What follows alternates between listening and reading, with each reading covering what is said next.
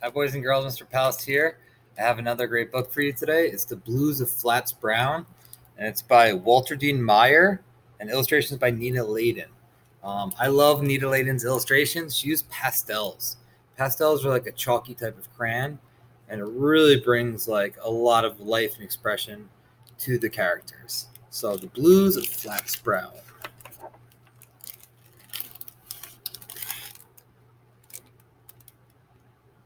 This here is the story of Flats Brown, the blues plainest dog you ever heard of.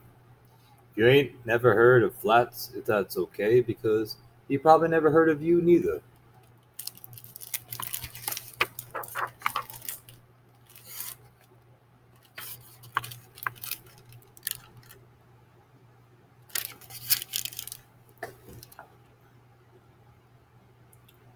Flats was born in a junkyard way down in Mound Bay, Mississippi. The junkyard was owned by a man named A.J. Grubbs. Now, A.J. Grubbs was the meanest man in Mound Bayou. He was so mean, he didn't even like himself. He had a little piece of mirror on the door of the hut he slept in, and every time he saw his face, he spit on it. Grubbs had two dogs, Flats and Caleb, and he was mean to both of them. Flats was young, no more than a teenager in dog years. Caleb was old and had a touch of arthritis in his hip, but he had a good heart. What Flats liked to do most was play the blues. He had an old national guitar, and he could just about make that thing sing. He would spend all his free time sitting and picking out tunes on that guitar and singing. Did I tell you he could sing? Man, he could sing up a storm. You hear me? So we got Flats here, Caleb, and me and AJ Grubbs.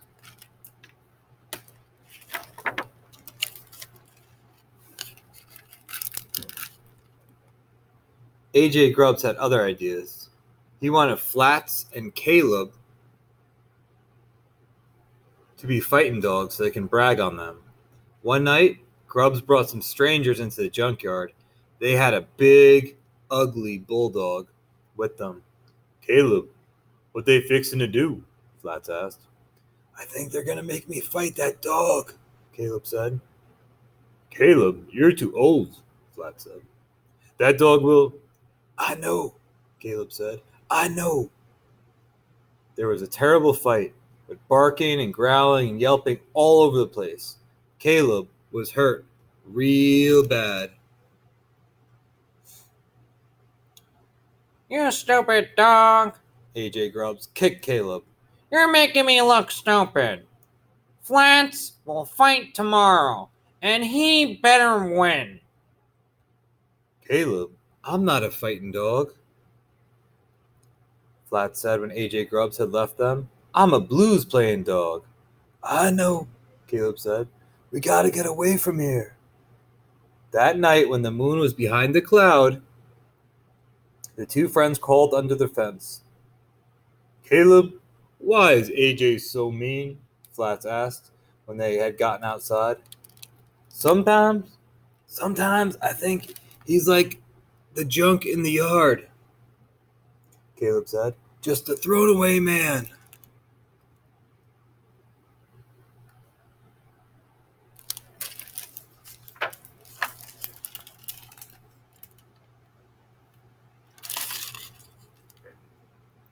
Flats and Caleb made their way down to Shantytown. They lived where they could make enough money to eat by Flats playing on the street. People would listen to him play the blues and would throw them coins. Hey, you, the blues playing dog, everybody talking about? A man with a gold tooth asked one day.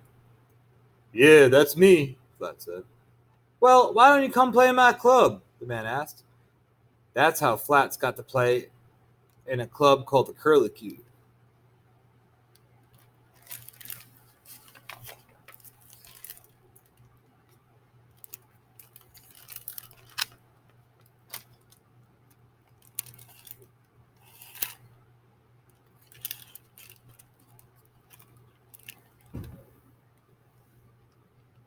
Every night, Flats played, and Caleb backed him up on the bones. Flats put down some mean sounds. He played the bent tail blues, the mangy muzzle stomp, and his favorite, the freaky flea blues. And just like he owned them. But one day, right in the middle of the bad barking blues, who came through the door but A.J. Grubbs? You're my dog, Grubbs called out. and I'm here to get you and take you back to the junkyard. Grubbs tried to drag Flats out of the club. He would have done it too, if Caleb hadn't chomped down on his leg. While Grubbs hopped around on one foot, Flats and Caleb had pawed it out in the front door. They were really scared as they took to the road again.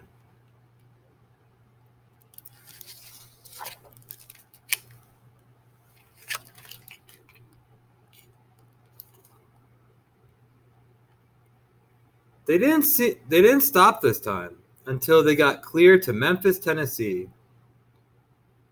If we keep playing on the streets, A.J. Grubbs will find us again, Flat said.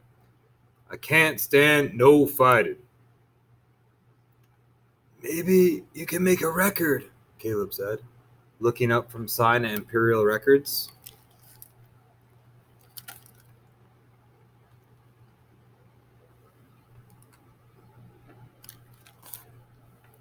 They found a little recording studio on Beetle Street. The man in the studio said he had never heard of a blues-playing dog, but he gave Flats a chance. Flats sat on a stool and played a little song he had written himself called The Junkyard Heap.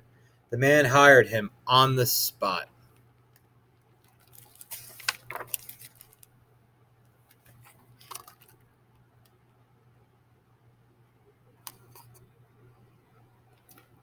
People who heard Flats' record wondered where he had come from.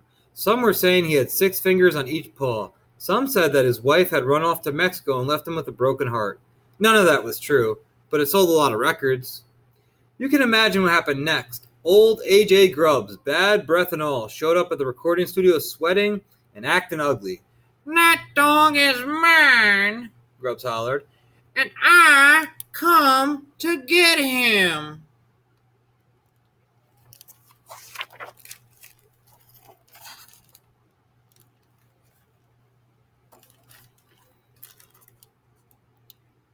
Flats jumped out of the window, and Caleb ran out the back door.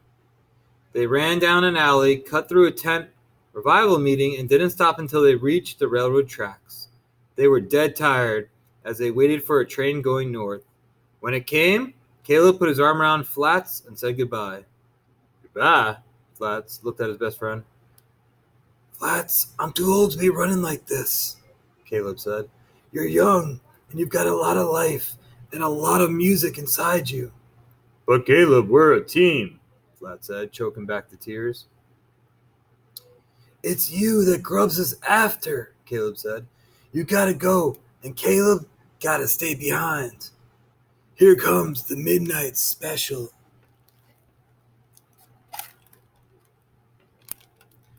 Flats felt bad, but he knew Caleb was right. The old dog was too beat down and too weary to run anymore. On the train, Flats wrote a sad song called The Doggone Long Gone Blues. He dedicated that song to his friend Caleb.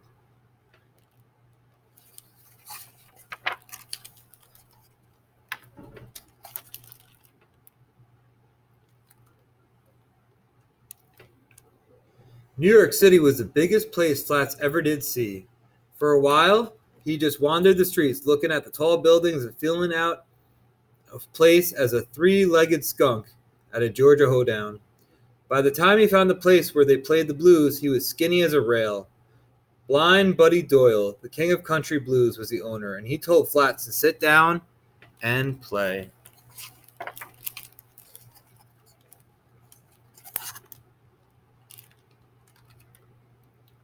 Flats was nervous, but he started to play. He played the sound of the waterfront in Mound Bayou and the music from the little church down the street from the junkyard.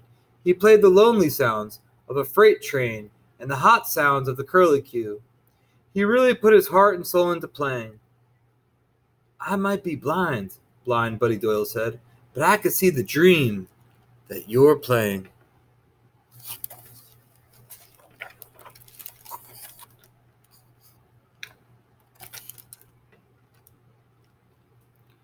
Flats got the job and did real good. Everybody got to loving him. But I guess you know what the wind blew in one stormy night. That's right, A.J. Grubbs.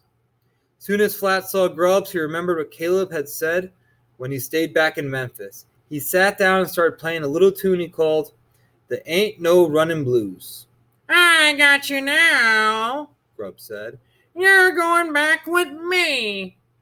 Flats felt lower than a bow-legged worm. But then he thought about what Caleb had said, that Grubbs was just like the junk in the yard. He was a thrown-away man. Flats felt bad about going to Mount Bayou, but he felt bad for Grubbs too. Mr. Grubbs, I just want to play one more tune before I go, Flats said. There's a song I wrote called The Gritty Grubbs Blues, and it goes like this.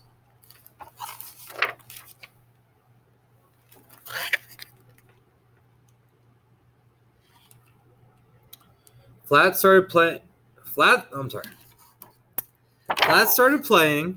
The Gritty Grubbs Blues about a man nobody understood and everybody thought was bad because he lived in a junkyard. As Flats played, the tears started running down Grubbs' face. That song touched Grubbs deep inside, the way blues do sometimes. Flats, that's the best song I ever heard, he said, when Flats was done playing. You go on playing that song, and I will go on back home and leave you in peace. And with that, A.J. Grubbs picked himself up and walked out of the door. All he needed was for somebody to show him a little bit of love.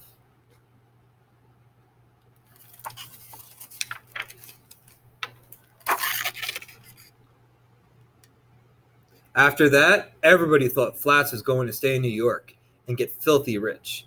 What they didn't know was that Flats was a blues-playing kind of dog, not a filthy rich kind of dog. After a week later, Flats got his guitar, packed up some fried chicken in a cardboard suitcase, and left New York.